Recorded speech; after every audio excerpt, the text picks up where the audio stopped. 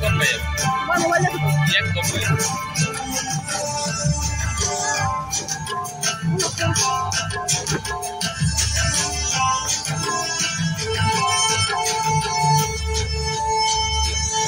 शांति, आदर और सम्मान के साथ मेरे साथ चले।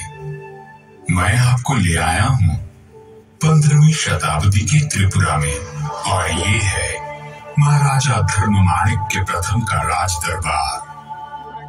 महाराज ने आज एक खास वजह से अपने चेनतई दुर्लभेंद्र को बुलवाया है। ब्राह्मण श्रेष्ठ, आप केवल शास्त्रों के ही ज्ञाता नहीं, आपको हमारे राजवंश का संपूर्ण इतिहास भी कंठस्थ है। मेरी इच्छा है कि आप सरल भाषा में वो कथा हमें सुनाएं और हमारे राजकवि बाणेश्वर और शुक्रेश्वर उसे ग्रंथ का स्वरूप दें। हे धर्मावतार, आपकी ये इच्छा श्रेयस्कर है, इसलिए मैं इसे अवश्य पूरी करूंगा। त्रिपुरा पर शासन करने वाले चंद्रवंश का इतिहास इतना ओजस्वी है कि उसे बार बार कहा और सुना जाना चाहिए। प्राचीन काल में चंद्रवंशी सम्राट ययाति के 5 पुत्र हुए, पुरु, यदु, तरवसु, अनु और द्रोयु। सभी ने अलग अलग दिशा में जाकर अपने राजवंशों की स्थापना की। द्रोयु दक्षिण पूर्व दिशा की ओर गए और कपिल मुनि के आशीर्वाद से सागर द्वीप में अपना राज्य स्थापित किया। कपिल मुनि ने आशीर्वाद देते हुए कहा था, त्रिवेव नागरिम शुभम। महाराज द्रोयु के 27वें वंशज पूर्व दिशा की ओर गए, जहां उन्होंने किरातों को परास्त किया। वहीं ब्रह्मपुत्र और कपिला नदी के संगम पर एक नया नगर बसाया गया, जिसका नाम त्रिवेग था। त्रिपुरा केवल एक शब्द नहीं, कृपा है शिव और शक्ति की। पीठमाला तंत्र में स्वयं महादेव ने ये घोषणा की है कि धरती पर जहां भी माता सती के अंग गिरे, वहीं शक्तिपीठ की स्थापना हुई। उसी ग्रंथ में संकलित एक श्लोक में कहा गया है, त्रिपुरा में देवी का दाहिना पैर गिरा। पूजनीय देवी को त्रिपुरा सुंदरी कहा जाता है और यहाँ स्थापित शिव का नाम त्रिपुरेश भैरव हुआ। और इस तरह शुरुआत हुई एक कीर्तिवान राजवंश की, जिसने करीब 3000 साल तक आर्यवर्त के इस महान भाग पर शासन किया। महाभारत, पुराण और अनगिनत शास्त्रों में त्रिपुरा का उल्लेख मिल जाता है। इसके अलावा कई प्राचीन पुरालेखों के साथ साथ साहित्यिक ग्रंथों में भी त्रिपुरा का वर्णन किया गया है। मुगल इतिहासकार अबुल फजल आईने अकबरी में लिखते हैं, भाटी प्रांत के पास एक आजाद राज्य है, इसे त्रिपुरा कहते हैं। इसके राजा का नाम विजय माणिक्य है। इस राजा के पास 2 लाख पैदल सेना और 1000 हाथी हैं। त्रिपुरा के इतिहास से तो आप परिचित हो गए, अब इस कथा के सूत्रधार से भी मिल लीजिए। शुभ्र कांति, उज्जवल मुख, उन्नत गुंबद, राजसी छप, सारा विश्व मुझे सम्मान से उज्जयंत महल कहकर पुकारता है। मेरा नामकरण किसने किया, यह रहस्य इतिहास में कहीं खो गया है, परंतु मेरी नींव में मिले ताम्र पत्र पर लिखे संस्कृत श्लोक में मेरा नाम मिल जाता है। 1857 के भूकंप में अगरतला का राजमहल भी बुरी तरह से क्षतिग्रस्त हुआ। तब महाराजा राधा किशोर माणिक्य ने 1901 में मेरा निर्माण करवाया।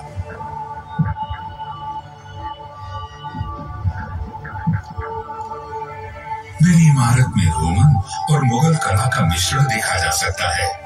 अपने 2 तालाबों और दोनों तरफ बने खूबसूरत फूलों के बागों के साथ मैं आगंतुकों का स्वागत करता हूँ।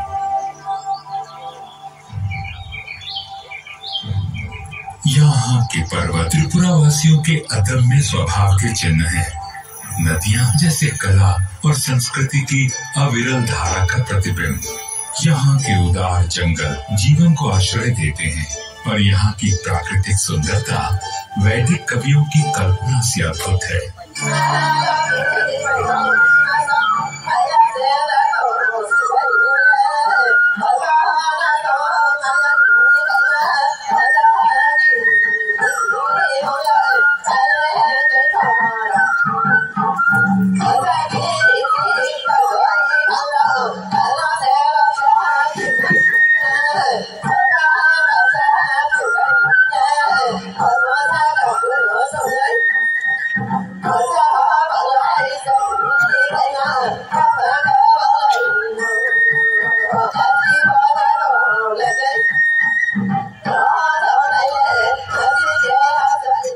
त्रिपुरा राज्य के शाही प्रतीक पर उकेरा गया संस्कृत वाक्यांश यहाँ के वीरों का उद्घोष भी है और प्रेरणा भी।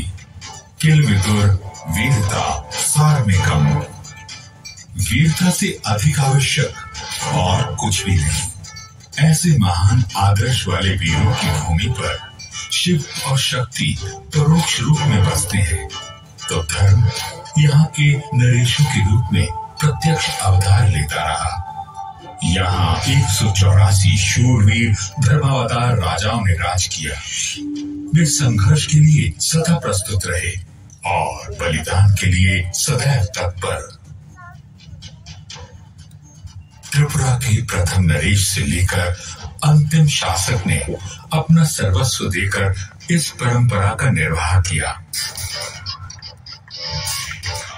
इस राजवंश के अंतिम प्रजापालक महाराज वीर विक्रम किशोर माणिक्य बहादुर को याद करता हूँ तो याद आता है उनका समर्पण, त्रिपुरा को विकसित करने और आधुनिक बनाने की उनकी प्रतिबद्धता, और साथ ही याद आता है वो एक दिन जब नियति ने हमसे विश्वासघात किया। मई 1947।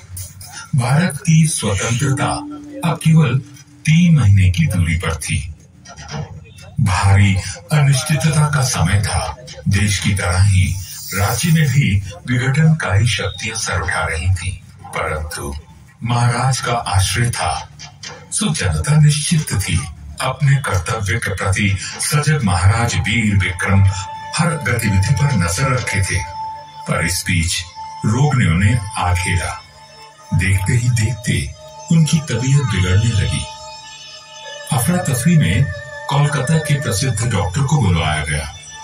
महाराज की सांसें उखड़ने लगी थी। उन्होंने कमरे में लगे भगवान शिव के चित्र को देखा। भूपाल और भगवान के बीच जैसे एक मुख संवाद हुआ। हे महादेव, 15 साल की आयु में जब मुझे धर्मासन पर बैठाया गया था, तब से अब तक एक पल भी ऐसा नहीं बीता जब मैंने त्रिपुरा के उत्थान के बारे में न सोचा हो। यह दायित्व ही तो मेरे जीवन का आधार बिंदु है। आज जब मेरी प्रजा को मेरी सबसे ज्यादा जरूरत है, तो क्या मुझे प्रयास करने का अवसर भी नहीं देंगे प्रभु?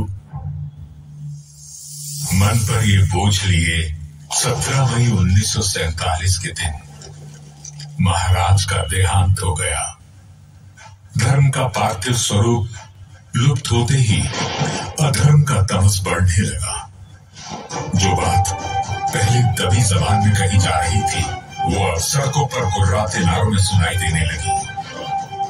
पाकिस्तान जिंदाबाद, लड़के लेंगे हिंदुस्तान। पाकिस्तान जिंदाबाद, लड़के लेंगे हिंदुस्तान। राज्य का अस्तित्व दांव पर लगा था और भय था हजारों वर्षों से सहेजी हुई परंपरा और संस्कृति के विलुप्त हो जाने का। परंतु ऐसी चुनौतियां त्रिपुरा के लिए नई कहां थी। काल की परिक्रमा के लिए निकलता हूँ तो 13वीं सदी पर आकर रुक जाता हूँ। ये वो समय था जब तलवार लहराते बर्बर आतताई राज्य की सीमा लांघने लगे थे। 13वीं शताब्दी की शुरुआत में त्रिपुरा का राजकाज महाराजा चेंगथोंगफा ने संभाला। एक दिन शिकार खेलते हुए महाराज ने जंगली बराह को अपने तीर का निशाना बनाया, परंतु उसी समय उस बराह को राजकुमारी नैथोक्ति का तीर भी आ लगा। संयोग से इन दोनों का मिलना हुआ, जिसका परिणाम विवाह था। किंतु ये बात कोई नहीं जानता था कि इस संयोग का बड़ा प्रभाव त्रिपुरा के भविष्य पर पड़ने वाला था। बंगाल और त्रिपुरा की सीमा पर मेघना नदी बहा करती थी। जब बंगाल पर मुस्लिम शासकों का कब्जा हुआ तो त्रिपुरा भी सुरक्षित न रहा। बंगाल की ओर से लूटपाट करने इरावंत खान अक्सर त्रिपुरा में घुसपैठ करने लगा। महाराज चेंगथोंगफा ने लुटेरे को खदेड़ भगाया, परंतु इरावंत खान फिर लौटा और इस बार उसके साथ गौर की विशाल तुर्की सेना भी थी। महाराज असमंजस में पड़ गए। महाराज, आप यहाँ एकांत में? बाहर सभी सेनाध्यक्ष आपकी राह देख रहे हैं। सेना अध्यक्षों से मिलकर कहूंगा क्या महारानी? इरावंत खान की सेना से टक्कर लेना आत्मघात है। समर्पण से तो मृत्यु उत्तम है। आप समझ नहीं रही हैं महारानी। सुबह से मेरी आंख फड़क रही है। ये शुभ संकेत नहीं है। धर्मावतार, जब शत्रु द्वार तक आ पहुंचे तो वीर पुरुष की भुजाएं फड़कती हैं। यदि आपको अनिश्चय ने स्तब्ध कर दिया है तो इरावंत खान का मुकाबला मैं करूंगी। और महारानी ने ऐसा ही किया। विकराल गज पर सवार महारानी नैथोक्ति क्रुद्ध माता त्रिपुरा सुंदरी का रूप लग रही थी। उनका हाथी ऐसे गरजता था मानो इंद्र के ऐरावत को चुनौती दे रहा हो। महारानी की चीत्कार ने त्रिपुरा की सेना को और अधिक प्रोत्साहित किया और अपने पराक्रम से त्रिपुरा के वीरों ने अपने राज्य की रक्षा की। 1240 में हुए इस युद्ध में त्रिपुरा की जीत हुई और महारानी त्रिपुरा सुंदरी के नाम प्रख्यात हुई। परंतु यह समर आने वाले विकट समय की चेतावनी बनकर आया था। 15वीं सदी के अंत में महाराज धन्यमाणिक्य का उदय हुआ, जो उतना ही नाटकीय था जितना चंद्रगुप्त मौर्य द्वारा राज्य प्राप्त करना। षड्यंत्रकारी सभासदों और सेनापतियों का वध कर उन्होंने अपना दिखाया। महाराज धन्यमाणिक्य का सामना बार बंगाल के शान हुसैन शाह से हुआ। अपनी सूझबूझ और छापा युद्ध के चलते हमेशा हुसैन शाह पर भारी पड़े और उन्हें बंगाल का काफिला भी अपने अधीन कर लिया। एक युद्ध में तो इनके सैनिक हुसैन शाह की एक तोप को मिलकर अपने साथ त्रिपुरा आए। महाराज धन्यमाणिक्य ने कई युद्ध अभियान चलाए। एक और कोकियो के किले पर अद्भुत तरीके से चढ़ाई कर उन्हें हराया और बर्मा तक अपने राज्य को फैला दिया, तो दूसरी तरफ आरकान को जीतने के लिए सतत प्रयास किया। महाराज के विश्वास पात्र सेनापति राय कचार और उनके छोटे भाई राय कौसुम उनके अभेद कवच और प्रमुख शस्त्र थे। दोनों ही प्रखर वीरों ने कई युद्धों को जीतने में अहम भूमिका निभाई। पराक्रम के साथ साथ महाराज धन्यमाणिक्य में रचनात्मक ऊर्जा भी कूट कूट कर भरी थी। उनके राज में सीमाओं के विस्तार के साथ साथ कला का भी प्रसार हुआ। उनके द्वारा बनवाए गए चतुर्दश देवता मंदिर, माँ त्रिपुरा सुंदरी मंदिर और भैरव मंदिर इस बात को सिद्ध करते हैं। महाराज धन्यमाणिक्य ने अपने मानवतावादी पक्ष से परिचित करवाते हुए ये संदेश दिया कि वीरता केवल शत्रु का सामना करने में नहीं, जन कल्याण में बाधक बन चुकी हानिकारक परंपराओं को चुनौती देने में भी है। महाराज, बलि देना तो अति आवश्यक है। देवी देवता प्रसन्न होंगे तभी तो राज्य समृद्ध होगा और आपके यश में वृद्धि होगी। मैं आप सभी पुरोहितों का आदर करता हूँ, परंतु हर वर्ष हजारों निर्दोष पशुओं और युवकों का रक्त बहाने से मिलने वाले यश से मुझे अपयश प्रिय है। आप तो धर्मावतार हैं, आप धर्म विरोधी बातें क्यों कर रहे हैं? मेरा धर्म मुझे दया और सत्य आचरण सिखाता है। अपने मंदिरों में लगे शिल्पकारों को मैंने सदा उनके श्रम का सही दाम दिया है। हाँ, यदि चाहता तो धर्म के नाम पर और बल प्रयोग कर उनसे निःशुल्क काम करवाता, तब मुझ में और यवनों में क्या अंतर रह जाता। मेरे लिए धर्म वही है जिसमें सबका कल्याण हो। इसलिए यह आदेश है मेरा कि अब से निर्दोष युवकों की बलि नहीं होगी। महाराज धन्य माणिक्य ने अपने व्यक्तित्व और कृतित्व से अपने बाद आने वाले राजपुरुषों को सदा ही प्रेरित किया।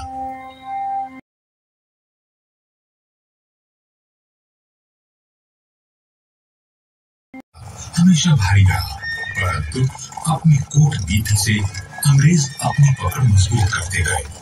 समय तेजी से बदला, मुगलों का पतन हुआ और अब सत्ता अंग्रेजों के हाथ में चली गई। इस परिवर्तन के बाद भी माणिक्य अपना कर्तव्य निभाते रहे। 1838 में महाराज कृष्ण किशोर माणिक्य ने वर्तमान अगरतला की नींव रखी। फिर आगमन हुआ उस राजपुरुष का जो त्रिपुरा में आधुनिकता की लहर लाने वाला भगीरथ बना। 1862 में महाराजा वीरचंद्र माणिक्य ने सत्ता संभाली। अब निरर्थक युद्ध बंद हो चुके थे और प्रगतिशील विचारों से त्रिपुरा की रूपरेखा बदलने लगी थी। अपने सतपथगामी पूर्वजों की तरह ही महाराजा वीरचंद्र माणिक्य ने सामाजिक कुरीतियों पर घात किया। सती प्रथा बंद हुई, दास प्रथा से त्रिपुरा को मुक्ति मिली। जहाँ एक ओर सामाजिक सुधार हो रहे थे, वहीं नई व्यवस्थाओं का गठन भी हो रहा था। महाराज का सबसे बड़ा योगदान कला के प्रोत्साहन के रूप में रहा। वे वास्तव में संगीत, साहित्य, लोक साहित्य और फोटोग्राफी के पारखी थे। महाराजा वीरचंद्र की फोटो कला इतनी व्यापक रूप से लोकप्रिय हुई कि अमेरिका की फोटोग्राफिक पत्रिका प्रैक्टिकल फोटोग्राफर ने अपने एक अंक में महाराजा की सचित्र जीवनी प्रकाशित की। महाराज नए नए प्रयोग करने के लिए विख्यात थे। उन्होंने अपने ही कैमरे से खुद अपनी और महारानी की तस्वीरें ली। ये इतिहास की पहली सेल्फी थी। विविध कलाओं को संरक्षण देने के साथ साथ वे स्वयं एक प्रवीण संगीतज्ञ और कवि थे। महाराजा पेंटिंग में भी माहिर थे। उन्होंने अपने पूर्वज राजाओं के चित्र बनाने के लिए एक फ्रांसीसी कलाकार को नियुक्त किया। उनकी कल्पना और प्रतिभा की कोई सीमा नहीं थी। 1857 के गदर के बाद जब अवध का पतन हुआ, तब महाराज ही थे जिन्होंने आश्रयहीन कलाकारों को अपने दरबार में स्थान दिया। उनके दरबार के नवरत्नों में देश भर से आए कलाविद शामिल थे और जल्द ही वे भारत के महानतम कवि के संपर्क में भी आए। अपनी जीवन संगनी महारानी भानुमती देवी की अकस्मात मृत्यु से संतापित महाराज को शोक सागर से उभारा एक युवा कवि द्वारा रचित कविता भग्नो हृदय ने।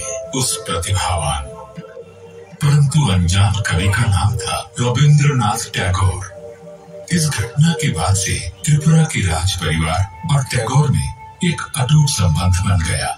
टैगोर ने महाराज की सहायता से त्रिपुरा के इतिहास का अध्ययन किया और उसे अपनी अमर कृतियों राजऋषि, विसर्जन और मुकुट में स्थान दिया। महाराजा वीरचंद्र माणिक्य के बाद महाराजा राधा किशोर माणिक्य से भी टैगोर के घनिष्ठ संबंध रहे। त्रिपुरा के राज परिवार ने भी शांति निकेतन और अन्य सुधार कार्यों में टैगोर को आर्थिक और नैतिक समर्थन देकर अपनी मित्रता निभाई। ब्रिटिश राज त्रिपुरा के लिए शांति का काल रहा, परंतु जब जब पराक्रम दिखाने का अवसर आया, त्रिपुरा के रणबांकुरों ने अपनी वीरता से विजयश्री और प्रशंसा बटोरी। द्वितीय विश्व युद्ध के समय जब जापानी फौज भारत की ओर अग्रसर थी, तब त्रिपुरा ने बर्मा में हो रहे युद्ध के लिए अपनी सेना भेजी और भारत पर जापानी आक्रमण को रोकने में एक महत्वपूर्ण सैन्य भूमिका निभाई। महाराजा वीर विक्रम द्वारा तैयार की गई फर्स्ट त्रिपुरा राइफल्स ने जापानी अतिक्रमण को कुचल कर रख दिया। अंग्रेज अफसरों से सम्मान और प्रशंसा पाकर त्रिपुरा के वीरों ने मातृभूमि को गौरव प्रदान किया।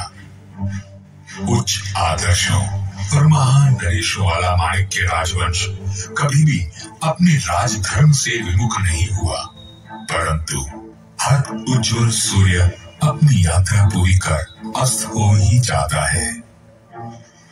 भारत की आजादी से 3 महीने पहले महाराज वीर विक्रम किशोर माणिक्य बहादुर का निधन त्रिपुरा के लिए प्रलय के समान था।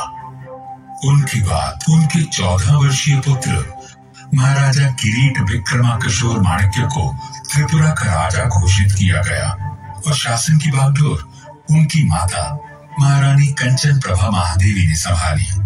परंतु महाराज वीर विक्रम की मृत्यु के बाद एक दिन ऐसा नहीं बीता जब राज्य में दंगा फसाद ना हुआ हो। यदि महाराजा वीर विक्रम 3 महीने और जीवित रहते तो वे मुस्लिम लीग के डायरेक्ट एक्शन से होने वाले विध्वंस को रोक सकते थे। त्रिपुरा की सरकार अराजकता की ओर बढ़ रही थी, हर तरफ मारकाट मची थी और उस पर त्रिपुरा पर पाकिस्तान का कब्जा होने का खतरा अलग से था। इस घोर निराशा के काल में एक बार फिर नारी शक्ति ने राज्य की रक्षा की। 13वीं सदी में महारानी त्रिपुरा सुंदरी ने दुश्मन से लोहा लेने के लिए तलवार उठाई थी। अब वर्षों बाद क्षत्राणी कंचन प्रभा महादेवी ने महत्वपूर्ण निर्णय लेकर अपने राज्य को सुरक्षित किया। त्रिपुरा के कई महान सपूतों ने अपनी मातृभूमि को बचाने के लिए आंदोलन किया और महारानी की शक्ति बढ़ाई। महारानी ने तत्कालीन केंद्रीय गृह मंत्री श्री वल्लभ भाई पटेल को त्रिपुरा के हालात से अवगत कराया। बाद में महारानी खुद नई दिल्ली में केंद्रीय गृह मंत्री पटेल के साथ इस मुद्दे पर चर्चा करने गई।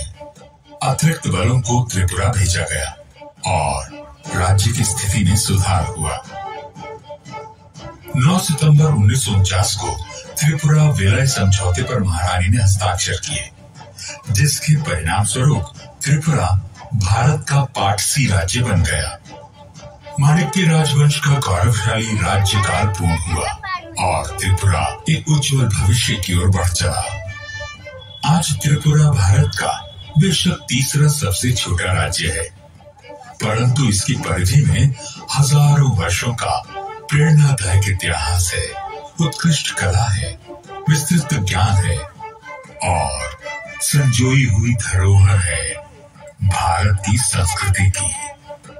त्रिपुरा का श्रेष्ठ संसाधन उसके नागरिक हैं, जिन्हें विरासत में वो गुण मिले हैं जो इस राज्य को निरंतर चरमोत्कर्ष की ओर ले जा रहे हैं। यहाँ बच्चों को बुनियादी शिक्षा मुफ्त दी जाती है और साक्षरता में त्रिपुरा देश के कई राज्यों से काफी आगे है।